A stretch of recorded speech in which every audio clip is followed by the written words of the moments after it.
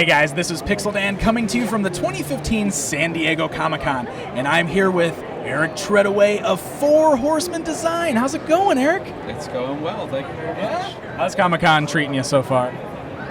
Well, a little tiring, but A little hesitation there. Yeah. It's a little crazy here, but you guys have some amazing new action figures and stuff on display. So I wanted to take a moment and just have you tell us about some of the things you got out here. Okay, great, let's do it. All right, so we got Power Lords right next to us, and I know I and everybody else has kind of been wondering what's next for Power Lords. So what do you guys got here?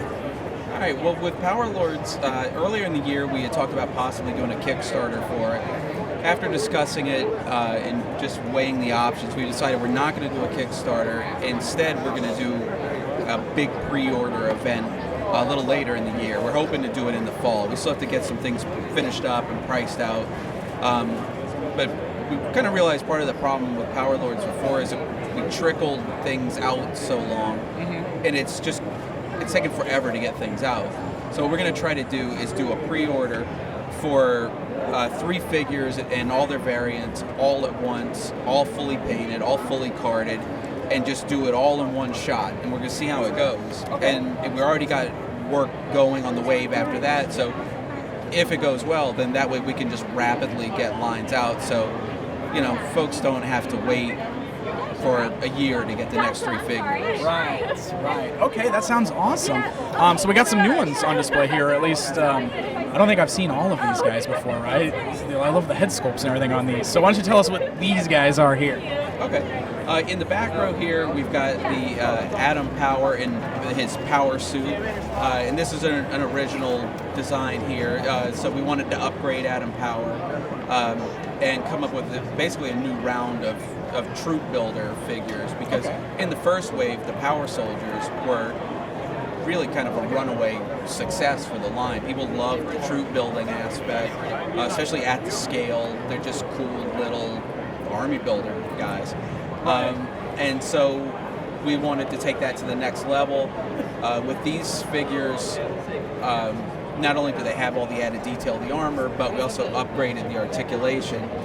So one of the biggest requests was to add ball joint hips, so they've got ball joint hips, a mid-thigh cut, and like ankle rockers as opposed to the twisting ankle. Gotcha. And then also a ball joint at the waist. So the amount of movement on these is really almost double what the first ones were, and you can really get some dynamic poses out of the figure now. Now, will they still retain the Glyos compatibility with the pop-apart pieces? That's something that we're still, that's going to be part of the pricing process. Okay. Because as it's been termed, glybrid joint that we use, it's an expensive process to use that joint.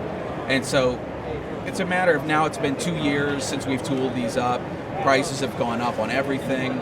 So we need to figure out where the balance is as far as making it a great figure and also keeping them affordable enough for a 4-inch figure to where it's not a ripoff. Right. So, we talk with Matt from Glyos all the time, and we're going to see if we can figure something out, but we're just going to try to figure out the best way to get these figures out there. Okay. Well, that sounds awesome, and then definitely some exciting things you guys have on display here for us. So I'm very anxious to see all of these get released for us here.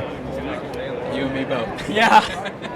So moving down cases here, you also have the birds on display, the awesome Ravens, the Gothotropolis line. You guys are just changing that to like a Raven's namesake, right? So we actually turning it into Mythic Legions. That's right. You rolled it into Mythic Legions. Okay. Yeah, because that's what we want to do with our 6-inch figures. We want to just focus heavily on Mythic Legions, like that, because we realized, at one point we were kind of all over the place. We want to try to focus and just hold it all into one line, and so it's still essentially the same line as the Gothotropolis Ravens, but it's going to be tied in Mythic Legion's story. The look of some of the characters that we've worked since Toy Fair, they're a little bit more armored and kind of, I guess, medieval looking. And so, there's just so many species of birds for just going bananas with it. Yeah, they're so fun. The designs are great with them, and we saw a lot of those guys, like you said, at Toy Fair too, and just, the mallard duck and the blue jay and some of those fun things. I mean, it's like, those came out and everybody started going, what about this bird? What about that bird? And it's great to kind of see that being incorporated now into the line. Absolutely. And the thing with the birds, I mean, you know, I think we've got, I don't know, it's like 14 in the case now. And, you know, that was off of a big list we have. And once we got done doing all those, the short list that we had is still, like, there's easily just wave after wave after wave that you can keep doing. And those are the ones that we thought of. But then we start getting requests from people online. And it's like, yeah, that would be cool, too. That would be cool, too. So, I mean, it could be a never-ending line for us. I don't know. That's awesome. That's awesome. So back at Toy Fair, Mythic Legions was brand new. I mean, you guys were displaying it for the first time. The Kickstarter was still running, and that has successfully ended at this point. And you guys have the actual production prototypes on display here now, right? Yep. Yeah, back at Toy Fair, probably at the time we last talked, and we were sweating at that point because the Kickstarter started off slow. But, you know, it funded. You know, it was a good success for us. And, yeah, so that ended in the middle of March, and you know, here we are at the beginning of July, and we've already got the test shots in hand. We just got them Monday, so some of them weren't even pulled out of the bags until we got out here. And we've only got about half of them in the case because we just didn't have room for everything. But we're thrilled with them. Thrilled? Yeah. I mean, these are first shots, and they're so close to being ready to just go into production. Just the little changes that we need to have the factory work on, but they're cool figures. That's awesome. We're excited, and they look amazing. And what's this big guy you got in the case down here? Because that's what's catching everybody's eye as they walk by for sure. That's our deluxe troll figure. It's still a little bit rough. It's got a little more work to go on it, but that's close to actual size. It's gonna it's gonna be vinyl, so it's gonna shrink down a little bit in production, but that's about regular size there. So he's currently a little over 13 inches, so final product's gonna be about 12 and a half or so. Oh, okay. You know, and as you can see from over there, he can hold a figure in his hand. Yeah. He's also, it'll have a weapon and real soft goods, loincloth, and you know, possibly some other little things like that worked into it. You guys are having some fun with this line, it seems. Completely. That's what it's all about with right. this.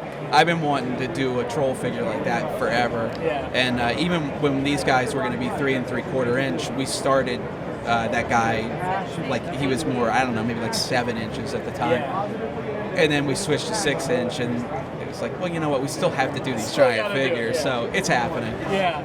Awesome, man. So the Kickstarter funded, so what are the plans for like releasing these figures for anybody who wasn't on the Kickstarter, and especially the new stuff you have over there like the Troll? Do you guys know how you're gonna roll all that out yet? Yes, because we put in our order for the figures from the Kickstarter, and aside from the Sir Valgard, which was the Kickstarter exclusive, we ordered over on everything else. So, and more heavily than we did with the Ravens. You know, we're trying to learn as we go with this stuff. So we're hoping to have enough that stuff's in stock in the store for at least, you know, a decent amount of time, to where people who are coming in late can actually get on board. You know, we don't want people to get discouraged just because they missed out on the initial Kickstarter. So those are scheduled to hit in March. You know, if things go well, maybe we can even get them out a little earlier. And then as soon as those either hit the United States or get delivered, maybe even get delivered to Kickstarter backers, then we're going to open up the pre-order. Okay. So it'll be like first quarter of next year where that'll go up. The Troll, I'm hoping we can have a pre-order up for that guy in the fall of this year. Oh, that's awesome. So he can come out in short order after the initial release. Since it's going to be vinyl, it's just a whole different pricing structure, so we can just go straight into pre-order and not, we don't have to do a Kickstarter for him. Okay. Well, that's awesome. Very great info and good information for everybody to have, I'm sure. Hey, thanks so much for taking the time to walk us through all this product. You guys have some amazing things on display, as always. Oh, thank you very much. Very much looking forward to all of it. Well, there you go, guys. There is a look at what the 4 Horsemen have on display here at the 2015 San Diego Comic-Con. Thanks again to Eric for taking the time to talk to us. And from here at the Action Figure Express booth, this is Pixel Dan reporting. Stay up to date with Pixel Dan at San Diego Comic-Con 2015. Follow at Pixel Dan on Twitter or /Mandalorian30 on YouTube.com. Thanks for tuning in to your premier source for all things toys, Pixel Dan. See you again.